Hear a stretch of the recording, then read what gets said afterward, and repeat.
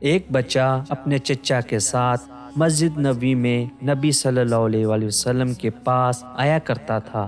چھوٹا بچہ تھا، چچا کی انگلی پکڑ کر آیا کرتا تھا۔ ایک دن وہ بچہ اکیلے مسجد نبوی میں آ گیا۔ نبی پاک صلی اللہ علیہ وآلہ وسلم قیامت کا ذکر فرما رہے تھے۔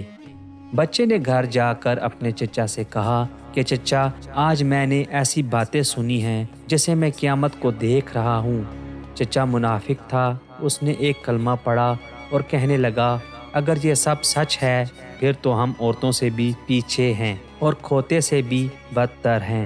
بچے نے جب نبی صلی اللہ علیہ وسلم کی شان میں یہ سنا تو بہت زیادہ دل برداشتہ ہو گیا اور چچا سے کہنے لگا، میرے پاس دو راستے ہیں، یا تو میں نبی صلی اللہ علیہ وسلم کے پاس جا کر آپ کی یہ بات بتا دوں گا اور آپ سے راستہ الگ کر لوں گا، اور اگر نہ بتاؤں تو آپ کا ساتھی کہلاؤں گا۔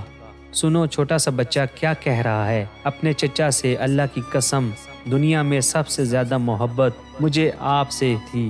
آپ مجھے میرے محبوب کے پاس لے جایا کرتے تھے، لیکن جب آپ نے میرے محبوب کی شان میں یہ بات کہی تو اللہ کی قسم دنیا میں سب سے زیادہ نفرت آپ سے ہوگی۔ یہ کہہ کر نبی صلی اللہ علیہ وسلم کے پاس پہنچا اور کہنے لگا، یا رسول اللہ صلی اللہ علیہ وآلہ وسلم، میرے چچا نے آپ کی شان میں کچھ باتیں کہیں۔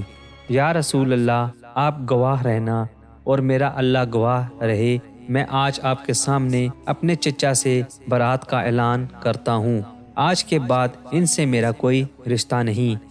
صحابہ کرام رضی اللہ تعالیٰ عنہ حیران رہ گئے، اتنا چھوٹا بچہ اور اتنی بڑی بات۔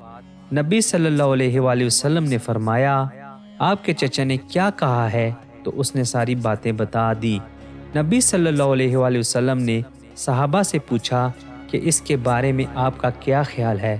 صحابہ کرام رضی اللہ تعالیٰ عنہ نے کہا کہ چھوٹا بچہ ہے، شاید اس نے پوری بات سنی نہ ہو۔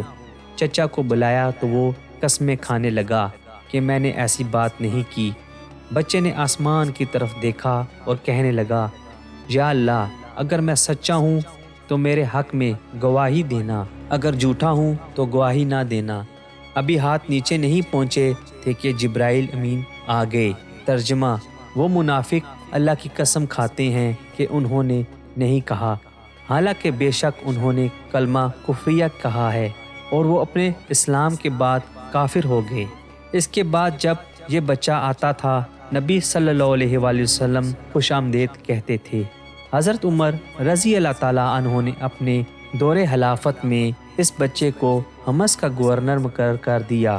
اس کے وفات کے بعد عمر فاروق رضی اللہ تعالیٰ عنہ کو کافی دکھ ہوا، کہنے لگا، مجھے ایسا بندہ کہاں ملے گا جس کی سچائی کی تصدیق اللہ نے خود کی ہو۔ سبحان اللہ۔